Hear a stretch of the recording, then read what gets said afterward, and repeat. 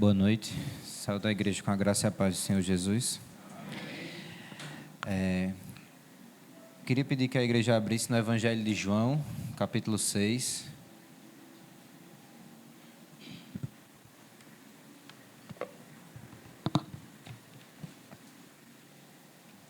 Evangelho de João, capítulo 6.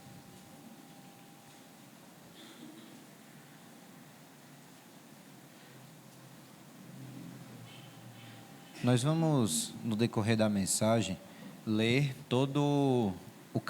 passar por todo o capítulo. Então, eu gostaria que vocês deixassem a Bíblia aberta, mas, inicialmente, nós vamos ler a partir do verso 60. João 6, a partir do verso 60, diz assim: Muitos dos seus discípulos, tendo ouvido tais palavras, disseram: Duro é este discurso, quem pode suportá-lo? Mas Jesus, sabendo por si mesmo que os seus discípulos murmuravam a respeito do que ele havia falado, disse-lhes: Isto escandaliza vocês? Que acontecerá então, se virem o Filho do Homem subir para o lugar onde primeiro estava? O Espírito é o que vivifica, a carne para nada aproveita. As palavras que eu lhes tenho falado são Espírito e vida, mas há descrentes entre vocês. Ora, Jesus sabia desde o princípio quais seriam os que não criam e quem iria traí-lo. E prosseguiu: Por causa disto é que falei para vocês que ninguém poderá vir a mim, se não lhe for concedido pelo Pai. Diante disso, muitos dos seus discípulos o abandonaram e já não andavam com ele. Então Jesus perguntou aos 12: Será que vocês também querem se retirar? Simão Pedro respondeu: Senhor, para quem iremos? O Senhor tem as palavras de vida eterna, e nós temos crido e conhecido que o Senhor é o Santo de Deus. Então Jesus lhes disse: Não é fato que eu escolhi vocês, os 12, mas um de vocês é um diabo. Ele se referia a Judas, filho de Simão Iscariotes, porque este, sendo um dos 12, era quem o haveria de trair. Amém. Senhor Deus, Pai de toda graça, nós te louvamos, Senhor, e te agradecemos, ó Pai, pela Tua divina misericórdia, Senhor, e graça sobre nossas vidas. Nós te rogamos, Senhor, que o Senhor fale aos nossos corações, Senhor, esta noite. A Tua palavra, Senhor, é viva e é eficaz. A Tua palavra, Senhor, é poderosa, e nós carecemos, Senhor, de sermos ensinados por Ti, Senhor. Então nós te pedimos, ó Pai, fale aos nossos corações, Senhor, nessa noite. Em nome de Jesus Cristo. Amém. Nem só de pão viverá o homem, mas de toda palavra que procede da boca de Deus. Esse é um verso muito conhecido, citado por Jesus durante a sua tentação no deserto, registrado em Mateus capítulo 4, mas que faz referência a um texto que Moisés ensinou ao povo de Israel, lá em Deuteronômio capítulo 8. E no contexto de Deuteronômio capítulo 8, Moisés relembra ao povo sobre o maná, e ele mostra, e ele diz que Deus deu o maná para que o povo entendesse que a vida do povo não depende do pão físico que caía do céu, do maná, mas dependia da palavra de Deus. E de fato, a palavra de Deus é vida. A palavra de Deus é o que gera vida em nós. E no contexto aqui de João capítulo 6, a palavra ela é diretamente relacionada com o pão. E nós vamos entender que, de fato, que o Senhor falou através de Moisés é verdade. A nossa vida não depende do pão físico que nós nos alimentamos, mas da palavra de Deus. Nós vivemos pela palavra. E isso é bem evidente na resposta que Pedro dá à pergunta de Jesus. Ele diz que somente o Senhor Jesus tem as palavras de vida eterna. E o próprio Jesus, nós lemos, fala no versículo 63, que as palavras que ele fala são espírito e vida. Mas esse diálogo que Jesus tem aqui com os discípulos e também com os 12, ele acontece no final do capítulo. E eu queria retornar essa parte somente no final da mensagem. Nós vamos voltar para o início do capítulo 6 para entender que palavras Jesus tenha falado para aquele público. E no início do capítulo 6, nós lemos que Jesus, ele, depois de um determinado período lá em Jerusalém, na região sul de Israel, ele atravessa o mar da Galileia, que é o de Tiberíades, no versículo 1 do capítulo 6, e uma grande multidão seguia, porque tinham visto os sinais que ele fazia na cura dos enfermos. E para entendermos corretamente o capítulo 6 de João, nós precisamos entender que o grupo que seguia Jesus era composto por 3 tipos de pessoas. Existia um grupo mais próximo, um grupo pequeno, que eram os 12. Os 12 discípulos que o Senhor Jesus havia chamado para serem seus seguidores. Os 12 apóstolos, que está registrado em Mateus capítulo 10. Este era o grupo mais próximo, eram eles quem acompanhavam Jesus nas vigílias de oração da noite, eram eles que eram seus seguidores mais próximos. Existia, todavia, um segundo grupo, um grupo mais amplo, com uma maior quantidade de pessoas, mas também mais distante de Jesus, que eram o que João chama dos discípulos. Eu sei que em muitos textos dos evangelhos, o termo discípulo é usado para falar dos 12 que Jesus chamou, que ele comissionou. Mas aqui no capítulo 6 de João, discípulos faz menção não apenas a esses 12, mas a um grande número de seguidores que seguiam Jesus não tão perto como os 12, mas também não tão distantes como o terceiro grupo. O terceiro grupo era essa multidão. E a multidão, ela seguia Jesus de longe, ela via os sinais, ela estava ali meio que por curiosidade, para tentar ver o que é que ia dar aquele movimento todo, o que é que ia resultar naquilo. Eles viam os sinais e queriam ver onde é que isso ia resultar, mas eles não queriam se comprometer com Jesus, eles seguiam Jesus de longe. Essa era a multidão. E João descreve que essa multidão seguiu Jesus para a região da Galileia, ao norte de Jerusalém, porque tinham visto os sinais que ele fazia. E nesse momento aqui, então, quando Jesus está ali na região da Galileia, é relatado do verso 1 até o verso 15, a primeira multiplicação de pães e peixes. Jesus, ele realizou esse milagre 2 vezes. Uma vez, é esse aqui que está relatado, que ele multiplica pães e peixes para uma multidão de 5.000 homens, sem contar mulheres e crianças. E a segunda vez, ele repete esse milagre para uma multidão de 4.000 homens. E nós não vamos nos ater a analisar verso a verso dessa passagem, porque nós vamos analisá-la apenas para ter uma introdução do que é o discurso principal de Jesus em João 6. É o tema central do capítulo.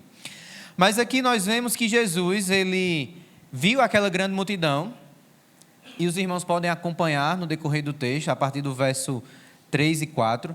E Jesus, ele viu aquela grande multidão, e ele olha para os seus discípulos e pergunta como eles iriam alimentar aquela multidão. E um dos seus discípulos diz que nem se eles tivessem 200 denários, ou seja, o salário correspondente a 200 dias de trabalho na época, eles conseguiriam comprar pão suficiente para aquela multidão. Mas aí, um dos discípulos traz uma cesta com 5 pães e 2 peixes, que um menino que estava ali próximo tinha. E Jesus, então, manda que todos se assentem e alimenta com 5 pães e 2 peixes toda aquela multidão. E não apenas alimenta, mas o texto diz que sobraram ainda 12 cestos de pão. Só que como foi que a multidão interpretou isso? No versículo 14, nós vemos que a multidão, ao ver isso, disse: este é verdadeiramente o profeta que devia vir ao mundo. Essa menção aqui da multidão faz referência a um texto em Deuteronômio 18, onde Moisés, já no final da sua vida, ele diz ao povo de Israel que nos últimos dias Deus levantaria um profeta semelhante a ele, e a esse profeta o povo deveria dar ouvidos. Então, o povo olha o que Jesus acabou de fazer, multiplicar os pães. Eles lembram automaticamente do maná. Isso vai ficar evidente à medida que a gente caminhar no texto.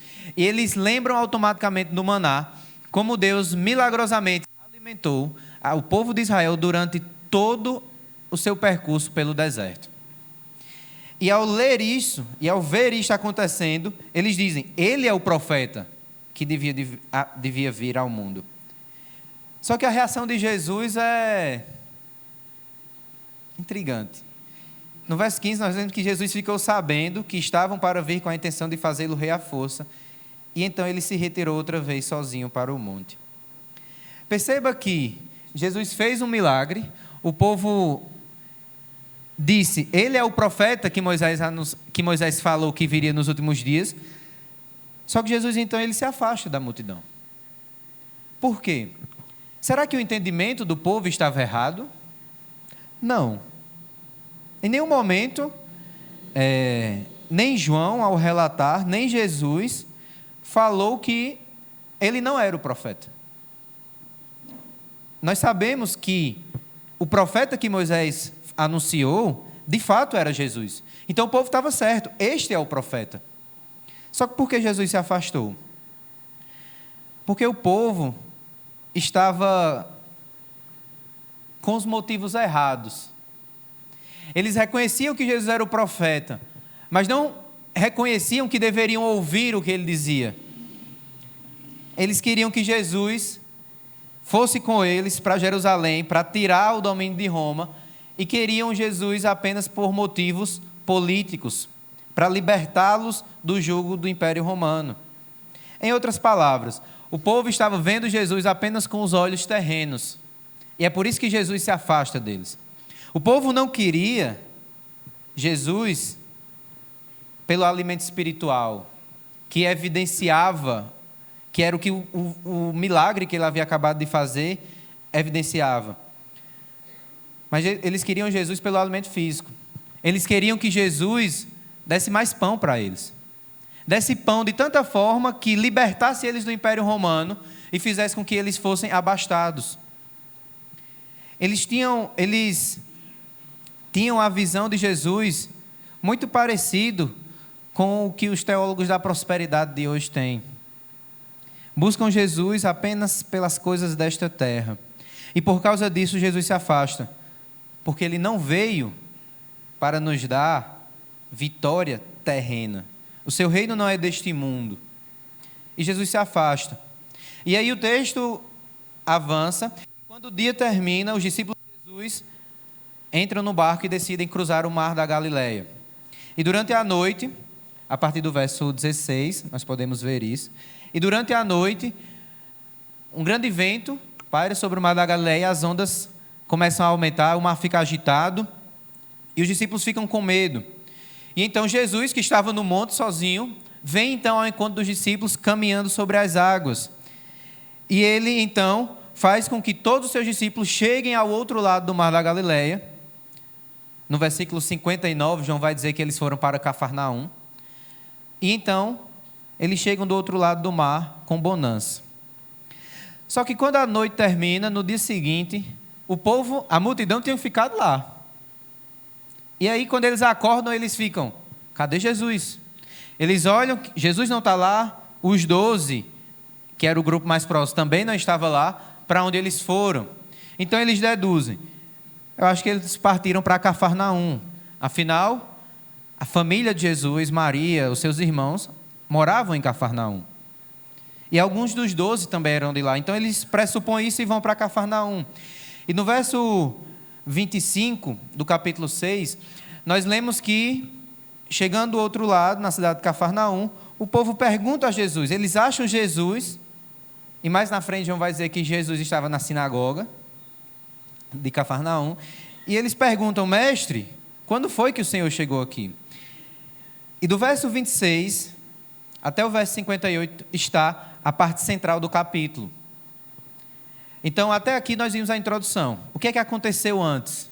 Jesus havia multiplicado os pães, só que o povo estava com os motivos errados, buscando ele com a motivação errada e com finalidades erradas.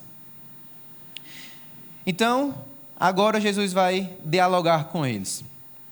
E a resposta de Jesus no verso 26 é: em verdade lhes digo, que vocês estão me procurando não porque viram sinais, mas porque comeram os pães e ficaram satisfeitos. Trabalhem, não pela comida que se estraga, mas pelo que permanece para a vida eterna, a qual o Filho do Homem dará a vocês, porque Deus o Pai o confirmou com seu selo. Jesus, ele vai diretamente no cerne da questão, no cerne do problema. Ele conhecia o coração daquele povo. E quando o povo pergunta quando foi que ele chegou, numa pergunta mais que desesperada, por que o Senhor deixou a gente lá do outro lado? Jesus é direto. Ele diz: vocês vêm até mim não porque viram sinais. Isso fica um pouco contraditório, né? Porque nós lemos no início do capítulo que João fala que o povo veio da região sul de Jerusalém até a Galileia porque viram os sinais. E agora Jesus diz que eles estão procurando não porque viram os sinais? Como assim? O que Jesus está dizendo aqui é porque o povo estava buscando Jesus não pelo que Jesus evidenciava de si mesmo nos sinais, mas pelo que eles recebiam nos sinais. Como assim? Vamos dar um exemplo para ficar mais claro. Digamos que algum de vocês esteja passando por uma situação financeira muito difícil, esteja desempregado e esteja no aperto. E aí você está orando para Deus abrir uma porta de emprego, abrir para que você possa trabalhar, sustentar sua família. E aí Deus ouve a sua oração e lhe dá um emprego. E aí você passa a trabalhar e com isso você consegue trazer o sustento para a sua casa. Se você tiver uma atitude semelhante à do povo, você vai buscar Jesus, você vai continuar indo atrás de Jesus para Ele lhe promover, triplicar seu salário e você não mais ter o suficiente, mas você ser extremamente rico. Em outras palavras, você vai buscar Jesus não porque Ele atendeu sua oração, não porque Ele se mostrou gracioso, bondoso e misericordioso, mas porque você quer mais dinheiro. Era isso que o povo estava fazendo com Jesus. Jesus havia multiplicado os pães, mas eles não queriam a graça, a misericórdia, o cuidado, a provisão, o amor de Deus, o amor de Jesus evidenciado pelo fato de que Ele proveu o sustento. Eles queriam o pão. Eles queriam o que o milagre resultava. Em outras palavras, eles estavam trocando aquilo que Jesus estava mostrando a respeito de si pelo que eles estavam recebendo. Isso aqui é um ponto que nós precisamos estar atentos, porque o milagre, o sinal, a resposta de oração, ela não é um fim em si mesmo. Mas quando Deus escuta a nossa oração e atende os nossos pedidos, é porque Ele está revelando algo de si mesmo. Ele está revelando que Ele é misericordioso, que Ele é gracioso, que Ele é bondoso, apesar dos nossos pecados, que Ele tem escutado as nossas orações e que tem tido, como nós cantamos hoje, misericórdia de nós e tem sido bondoso. Os milagres, a providência, os sinais revelam isso. E nós devemos, uma vez que Deus tem mostrado os seus milagres, buscar Ele pelo aquilo que Ele mostra nos seus milagres. E não ficar buscando o objeto que nós conseguimos. Porque se nós buscamos a Deus por aquilo que Ele nos dá, o nosso Deus, por aquilo que Ele nos dá fisicamente, materialmente, terrenamente, o nosso Deus não é Deus, é o objeto. Se nós buscamos a Deus pela condição financeira que Ele nos colocou, ou apenas para conseguir mais dinheiro, o nosso Deus não é Deus, é o dinheiro. Nós estamos usando Deus apenas como um meio. E Jesus repreende essa multidão por causa disso. E Ele exorta: não me busquem por aquilo pelo pão que vocês acabaram de comer. Não me busquem pelo bem material que eu acabei de conceder a vocês, para o sustento de vocês. Não trabalhem pela essa comida que se estraga. Não trabalhem pelas riquezas que perecem com o passar do tempo, mas trabalhem pelo que permanece para a vida eterna. Jesus está dizendo: não me busquem por a bênção material que você orou e eu lhe concedi. Me busque pela vida eterna que eu posso dar a vocês. E então a multidão responde Jesus com uma pergunta. Versículo 28. O que faremos para realizar as obras de Deus? Inicialmente parece que eles estão fugindo do assunto, né? Só que isso está relacionado com o que Jesus falou. Porque o que faremos para realizar as obras de Deus, ele pode ser traduzido também da seguinte forma: Jesus repreendeu eles porque eles estavam buscando Ele por aquilo que Ele tinha dado.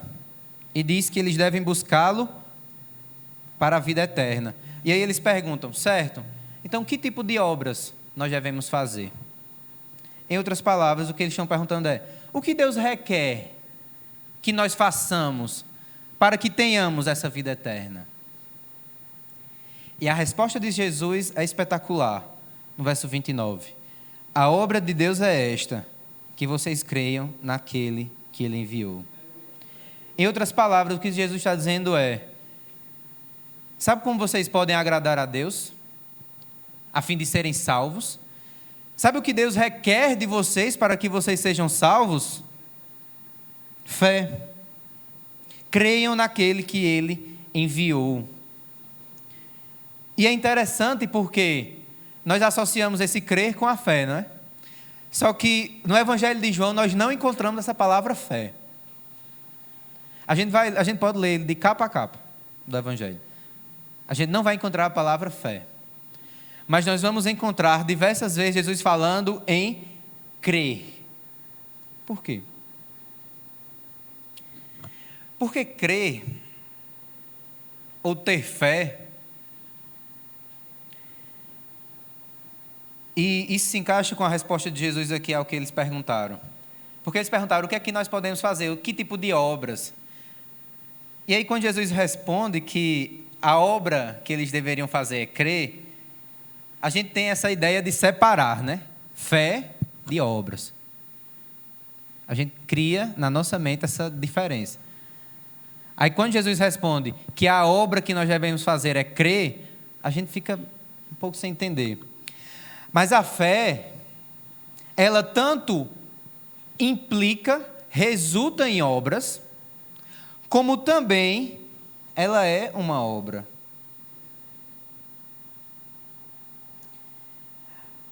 Nas palavras do pastor John Piper, a fé, ela é uma obra da alma.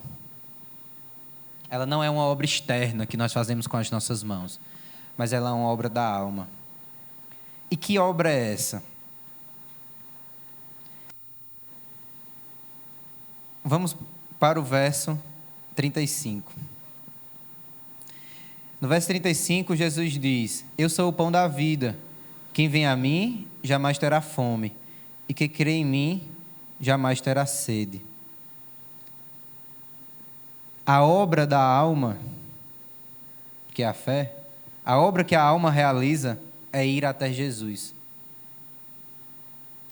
Como assim? Jesus disse no versículo 29 que a obra de Deus, o que Deus requer é que eles creiam nele, que eles creiam naquele que Ele enviou.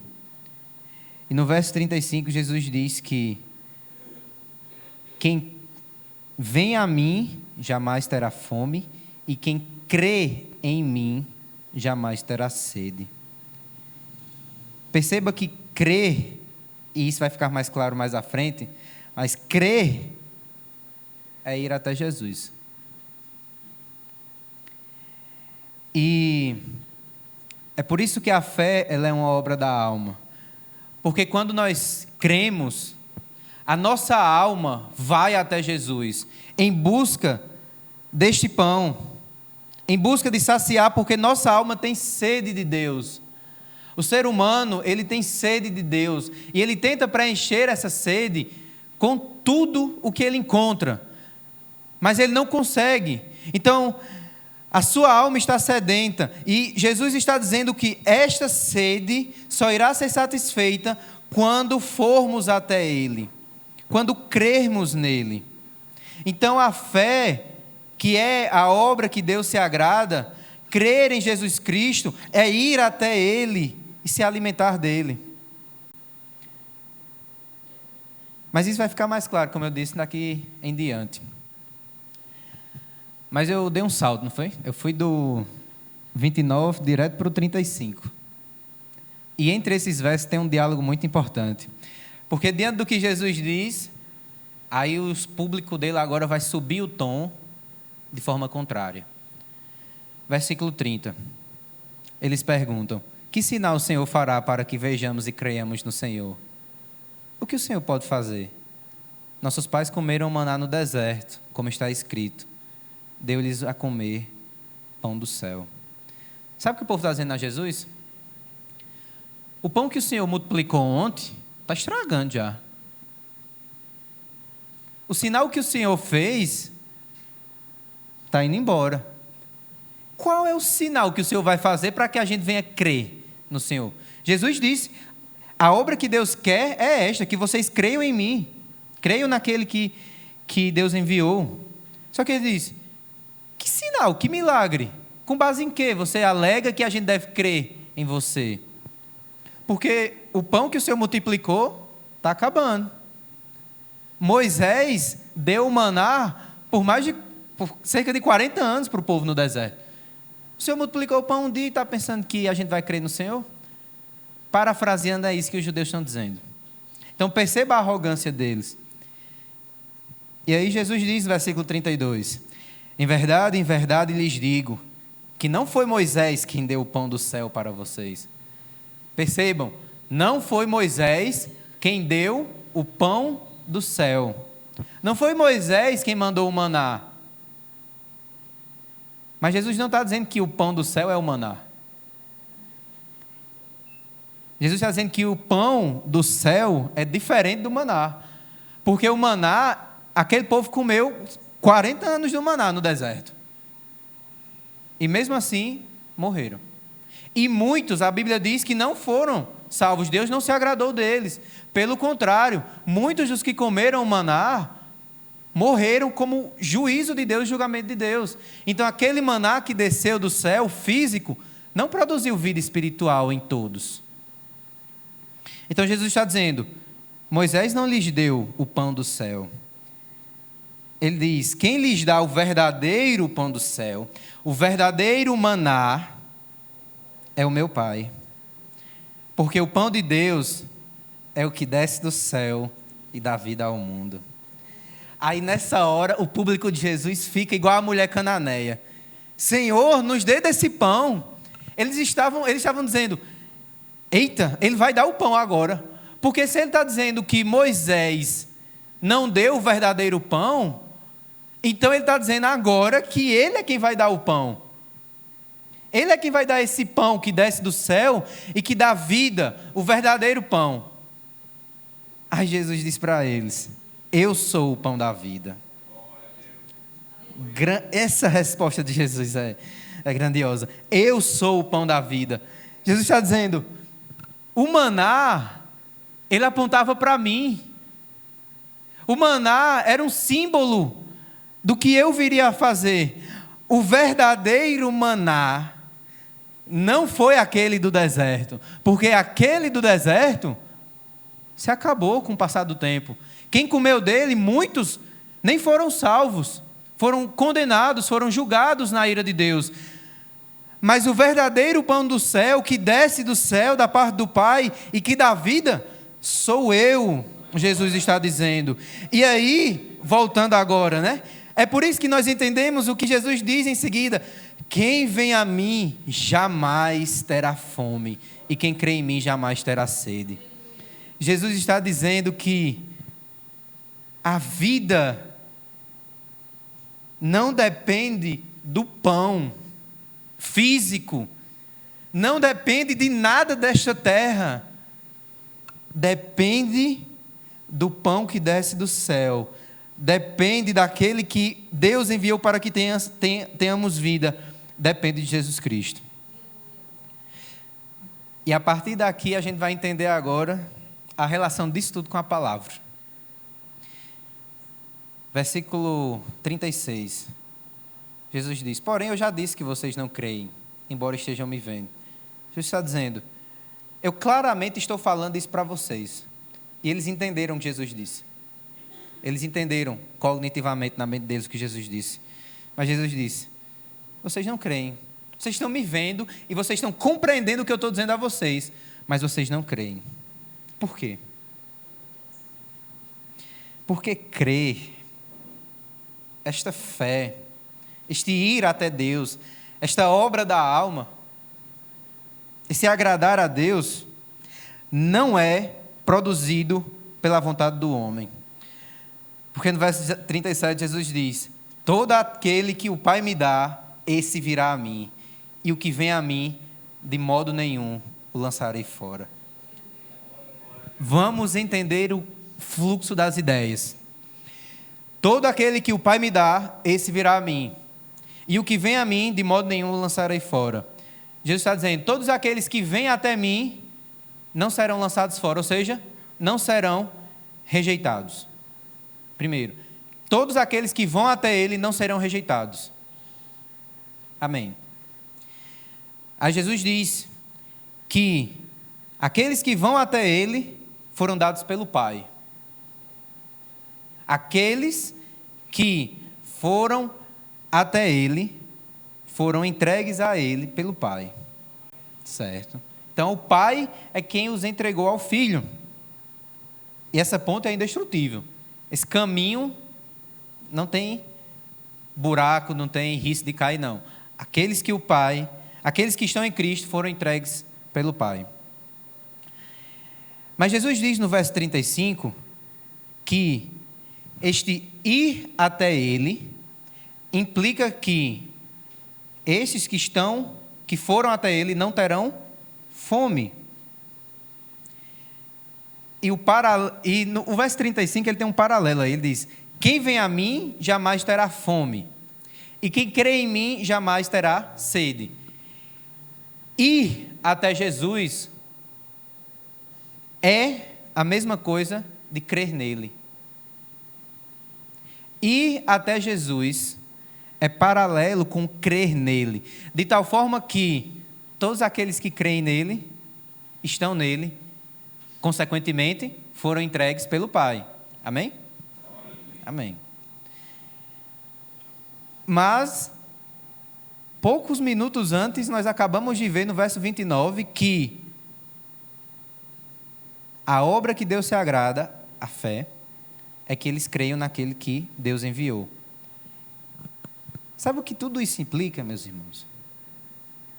É que quando a nossa alma, ela decide ir até Jesus, para satisfazer a sede e a fome dela, que ela não satisfaz com mais nada, quando a nossa alma vai ao encontro de Jesus, é porque o Pai nos levou até Jesus, e é porque o Pai já produziu essa fé, porque esse ir, como nós vimos, é crer nele. Então, a fé que nós temos em Jesus não foi produzida por nós, é uma obra graciosa que o próprio Deus operou em nossas vidas. É Ele quem nos leva até Jesus. É Ele quem nos leva à fonte inesgotável, onde a nossa fome e a nossa sede são saciadas por toda a eternidade. Jesus é essa fonte e Ele está dizendo: eu sou o pão da vida. Quem vem a mim jamais, nunca, em nenhum momento terá fome e nem sede. Ele é essa fonte inesgotável e é o Pai quem nos leva até lá. E Ele diz que esses não serão lançados fora. E não ser lançado fora não significa apenas ser negado na entrada, não. Porque quando Jesus diz que de modo nenhum o lançarei fora, Ele não quer somente dizer o seguinte: o Pai está me trazendo Daniel. O Pai entregou Daniel a Jesus. Jesus disse: não vou aceitar não. Não é somente isso que Jesus está dizendo. Jesus está dizendo que quando o Pai trouxe Daniel até Ele, Ele aceitou. Mas não somente aceitou, Ele também vai preservar Daniel até o fim da sua vida? Não. Por toda a eternidade. Porque Ele diz no verso 38, eu desci do céu não para fazer a minha própria vontade, mas a vontade daquele que me enviou.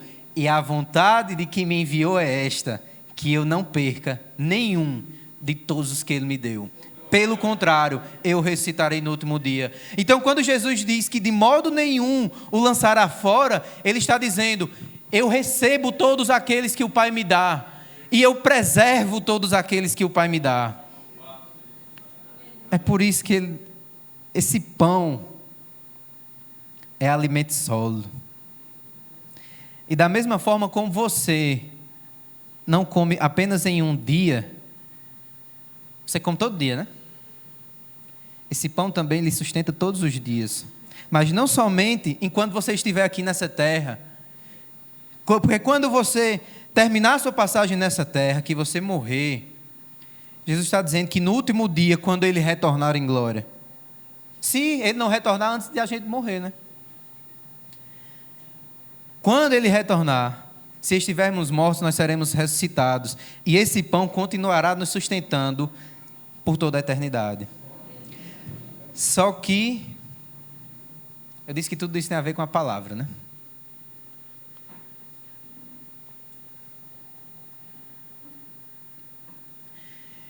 E como é que acontece essa obra? Como é que o Pai nos dá a vida e nos leva até o Filho? E como é que o Filho nos preserva? Verso 44, Jesus diz: ninguém pode vir a mim se o Pai que me enviou não o trouxer, e eu ressuscitarei no último dia. Ele está dizendo a mesma coisa que nós já concluímos. Verso 45, está escrito nos profetas, e todos serão ensinados por Deus. Portanto, todo aquele que ouviu e aprendeu do Pai, esse vem a mim. Não que alguém tenha visto o Pai, a não ser aquele que vem de Deus. Este já viu o Pai. Percebam que o verso 45, ele está totalmente... é muito semelhante com o verso 37. No verso 37, Jesus diz que todo aquele que o Pai me dá, esse virá a mim. Amém. Verso 45, Jesus diz, portanto, a parte B, todo aquele que ouviu e aprendeu do Pai, esse vem a mim. Vocês conseguem compreender esses dois versos, a relação deles? Como é que o Pai nos conduz até Jesus? Como é que ocorre esse dar do Pai, que Ele nos dá nas mãos do Filho? Verso 45. Todo aquele que ouviu e aprendeu do Pai. O Pai nos leva até o Filho através da palavra. Todo aquele que ouviu e aprendeu do Pai, esse vem a mim. Para que possamos ir até Jesus, precisamos ouvir a voz do Pai. Ele precisa falar aos nossos corações. Ele precisa nos ensinar a sua vontade. É pela palavra que o Pai, Ele opera essa obra espetacular em nossa vida, grandiosa. Jesus está dizendo, todo aquele, não existem exceções, não existe nenhum que tenha ouvido a voz do Pai e que tenha aprendido do Pai que não vá até Jesus. Essa ligação é inquebrável. Todos aqueles que o Pai falou aos seus corações e tem ensinado a eles, esses vão até Jesus. E aqui nós encontramos a relação do que nós acabamos de ver, do que eu falei, da vida com a palavra. E aí nós entendemos verdadeiramente quando Jesus, citando Moisés, fala que nem só de pão viverá o homem. Esse povo tinha comido o pão há menos de 24 horas. E eles não tinham vida. Mas a todos aqueles que o Pai falou e ensinou a eles, esses têm vida. É pela palavra de Deus que nós temos vida. É pela palavra que nós encontramos Jesus. É pela palavra também que Jesus também nos preserva. E os versos 47 e 48 são a conclusão disso. Ele diz, em verdade lhes digo, quem crê em mim tem a vida eterna. Eu sou o pão da vida. E aqui Jesus conclui o que ele estava falando desde o verso 36. Todos aqueles que creem nele têm a vida eterna. A sede, a fome de sua alma é satisfeita, porque eles agora conhecem o pão da vida. Mas não somente, isso não acontece uma vez, porque como já comentei, ninguém aqui come um dia e passa o resto da vida sem comer. Nós comemos fisicamente todos os dias. E nós precisamos nos alimentar desse pão todos os dias. Jesus prossegue. E no verso 55 ele diz, pois a minha carne é verdadeira comida e o meu sangue é verdadeira bebida. Quem come a minha carne e bebe o meu sangue, permanece em mim, e eu permaneço nele. Assim como o Pai que vive me enviou, e igualmente eu vivo por causa do Pai, também quem de mim se alimenta, por mim viverá. Aqui tem muita discussão sobre essa parte do texto.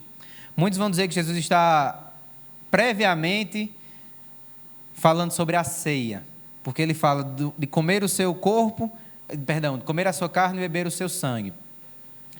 Só que essa visão, ela não tem muita força, porque em nenhum momento das Escrituras, em nenhuma parte das Escrituras, nós lemos que a ceia, ela dá vida. Porque Jesus está dizendo aqui, quem come a minha carne e bebe o meu sangue, permanece em mim, eu permaneço nele. Versículo 57, quem de mim se alimenta, por mim viverá. Nós não encontramos nenhum texto nas Escrituras dizendo que a ceia é o que produz esta vida. Nós não encontramos isso. Então, o que é que Jesus está querendo dizer que significa comer a sua carne e beber o seu sangue? Literalmente, não é. Desde já, nós precisamos deixar isso claro. Não é. E para a gente entender o que significa esse comer a carne, beber o sangue, basta a gente fazer uma comparação entre o verso 54 e o verso 40. Olha o que o verso 54 diz. Quem come a minha carne e bebe o meu sangue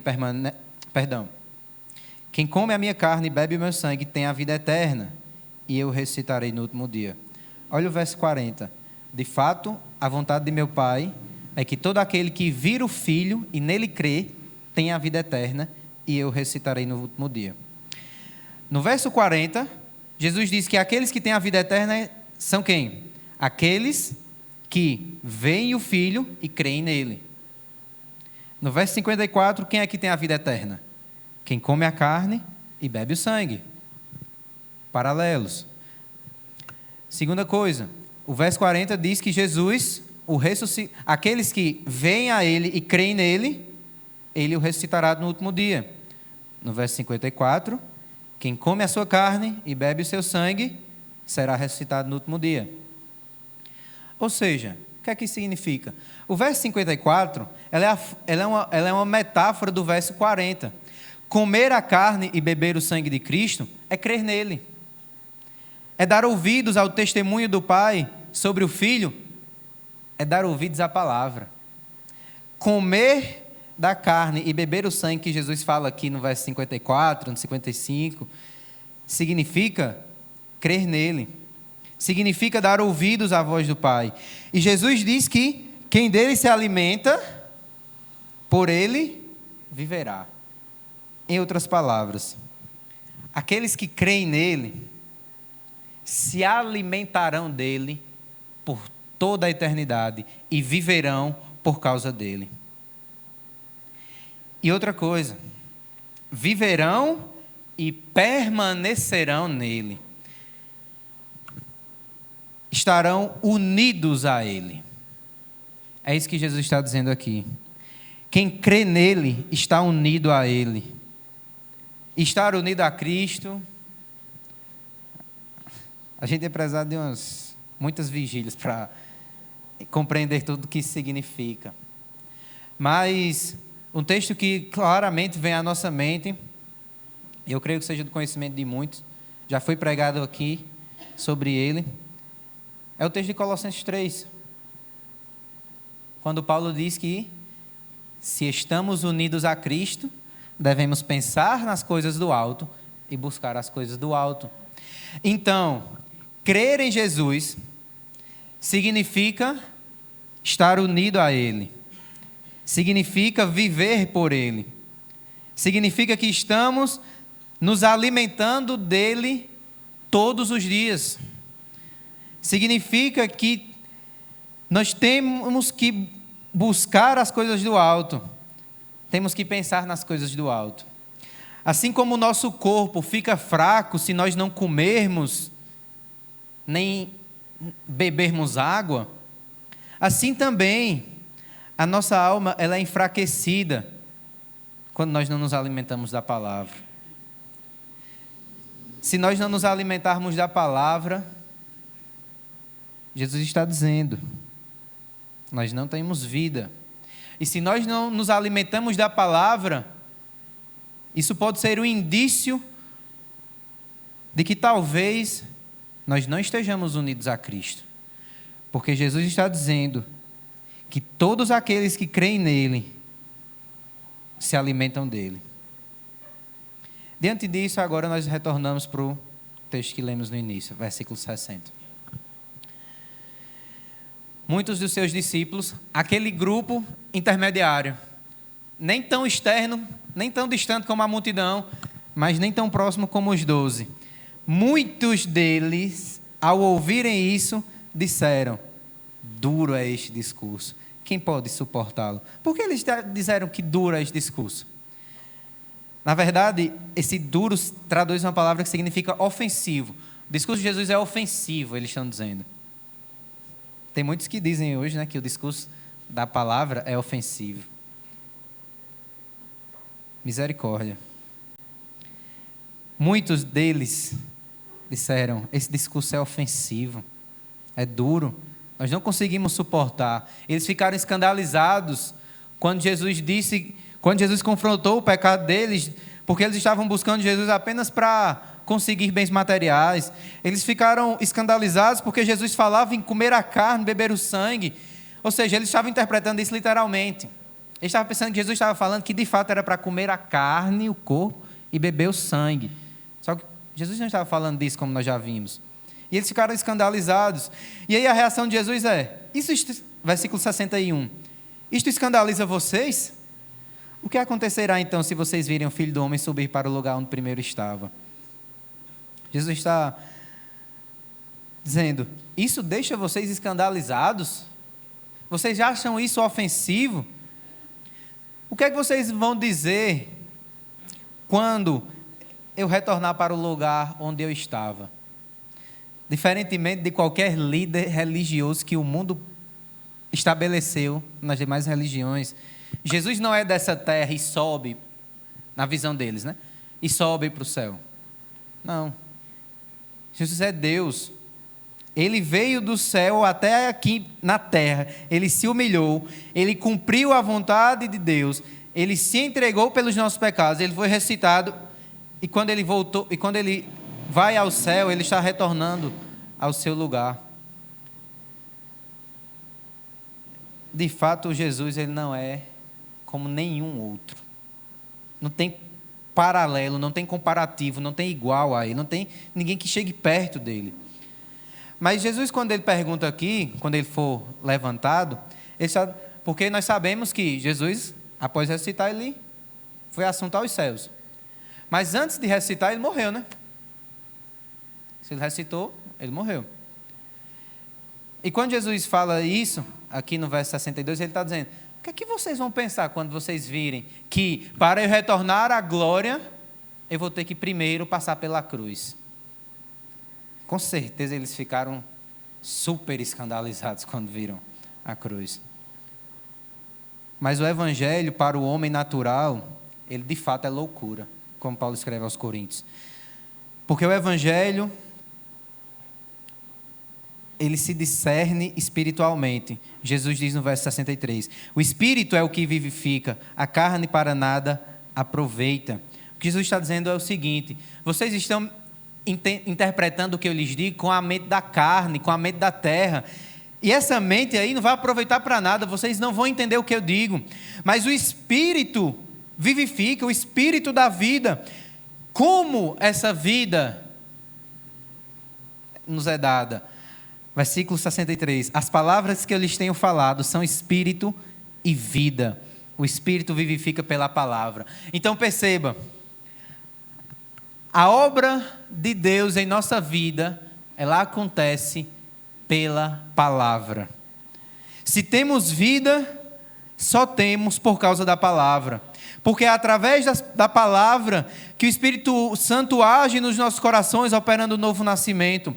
É através da palavra que o Pai nos ensina, que o Pai fala aos nossos corações, e uma vez que o Espírito nos regenerou, nós agora e o Pai nos leva até Cristo, e é através da palavra que nós somos mantidos por toda a eternidade, nós nos alimentamos dela.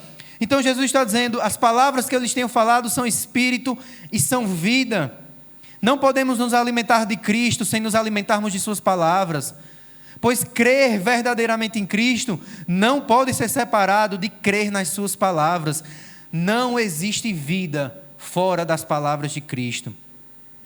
Não é apenas de pão que o homem vive, mas de toda palavra que sai da boca de Deus. Suas palavras são vida, suas palavras são espirituais e se discernem espiritualmente. É por isso que este público não entendia Jesus, e é por isso também muitos hoje não entendem, porque muitos não nasceram de novo ainda, e muitos ainda permanecem na carne, e a carne, ela para nada aproveita. No tocante a compreender as coisas de Deus, a carne para nada aproveita. E aí, até agora, aquele público ali de Jesus estava escutando ele falar. Ele falou sobre quem ele realmente é, o que ele faz. E muitos ali não gostaram. Eles correram. Versículo 66. Diante disso, muitos dos seus discípulos o abandonaram e já não andavam com ele. Muitos correram. Muitos acham essa mensagem ofensiva. E muitos correm. E então Jesus olha para o seu círculo mais próximo. O círculo mais distante, a multidão, já deve ter ido embora nessa altura.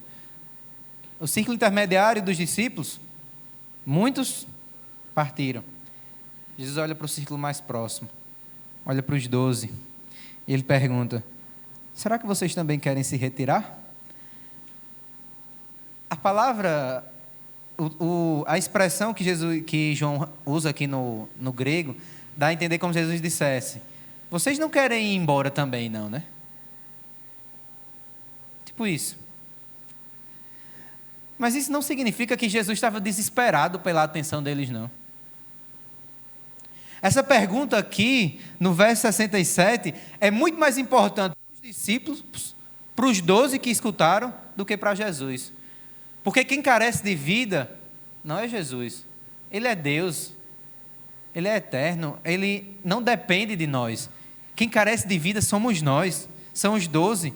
Aí Jesus olha para eles e diz: vocês estão querendo ir embora também não, né? E aí, Pedro responde. Novamente Pedro, né? Ele é rápido para falar. Ele diz: Senhor, para quem iremos? Essa resposta de Pedro com uma pergunta, ela é a resposta de alguém que se rendeu. É como se ele tivesse... É como se Pedro estivesse dizendo: Senhor, a gente vai para onde? A quem nós recorreremos? Que caminho nós temos? Que outro amigo? Que outra filosofia? Que outra religião? Que outra visão de Deus? Que outra forma de vida? Que outro modo de viver? Que outro homem? Aonde mais? Para quem nós iremos? Só tu tens as palavras de vida eterna. Pedro está dizendo: nós não temos como ir embora.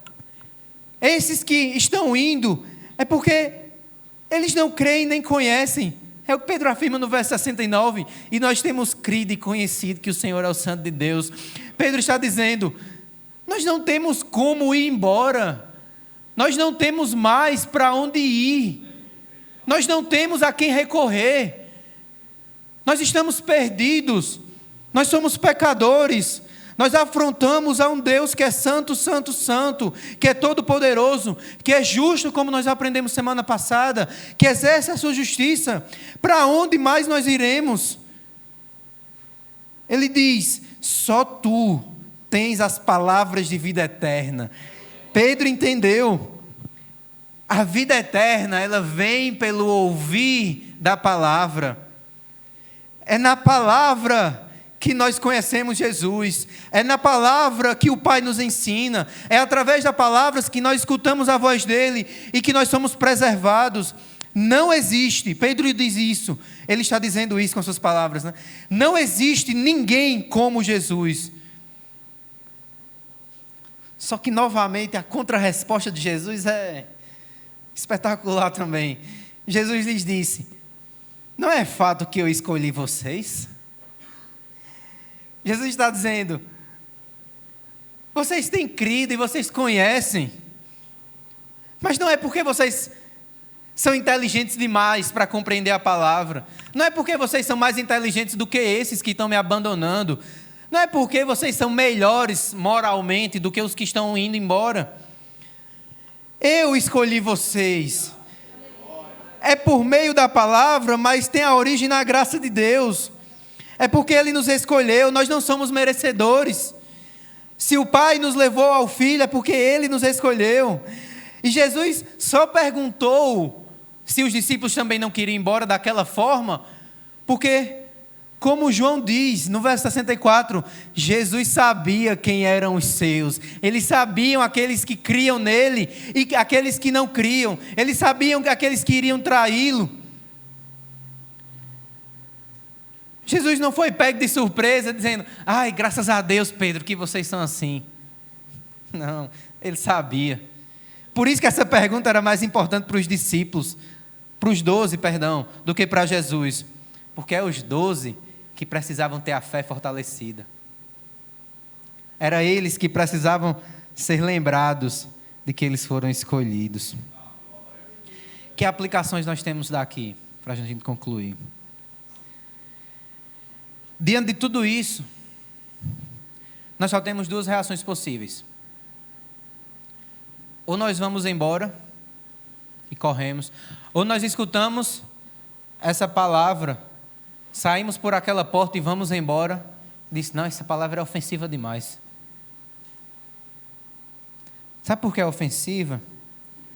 Porque quando o Pai ele vai ensinando a sua palavra a nós, Ele vai revelando também tudo aquilo que nós temos de pecado.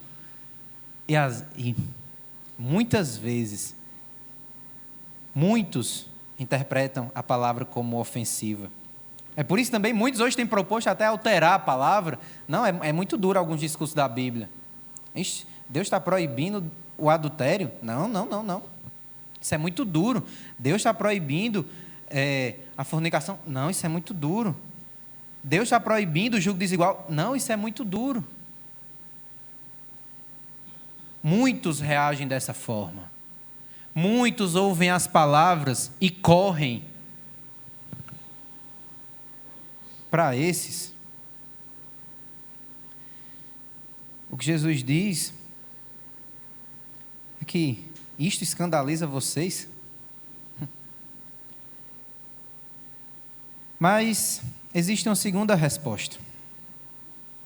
Existe a resposta de Pedro. Para aqueles que compreenderam tudo isso, a segunda resposta possível é se render, é se entregar, é se jogar ao chão e dizer: eu não tenho outra escapatória, eu preciso desse pão, eu preciso dessa água, a minha alma está sedenta. Para esses, se isso é uma realidade, faça como Pedro. Eu não tenho mais para quem ir não, Senhor. Só o Senhor tem as palavras de vida eterna. E se alguém se encontra assim essa noite e hoje, se renda a Jesus. Se renda.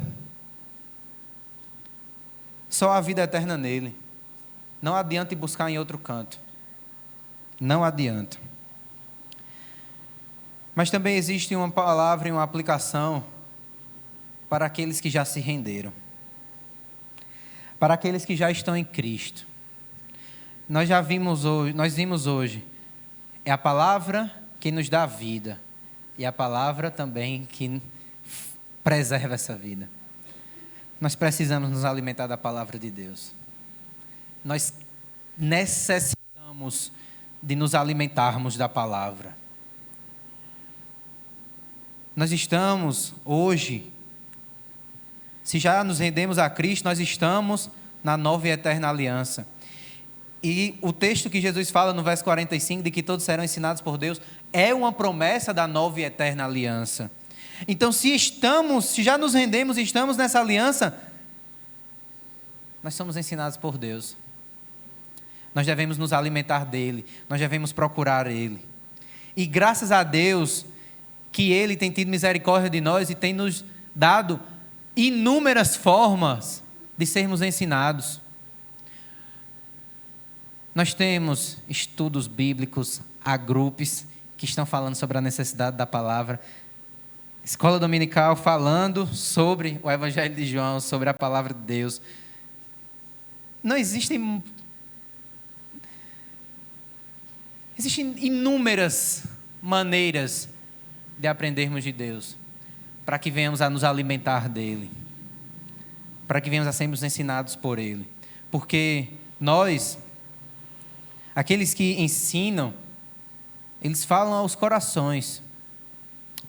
ouvidos. Mas somente Deus pode falar aos corações. Somente Deus pode ir até o profundo da sua alma nesse momento e aplicar essa mensagem e fazer você desejar a palavra dele, e fazer você desejá-lo. Eu não tenho como fazer isso. Nenhum professor tem como ensinar, através do seu ensino, produzir vida. Quem dá vida é o próprio Deus através da palavra.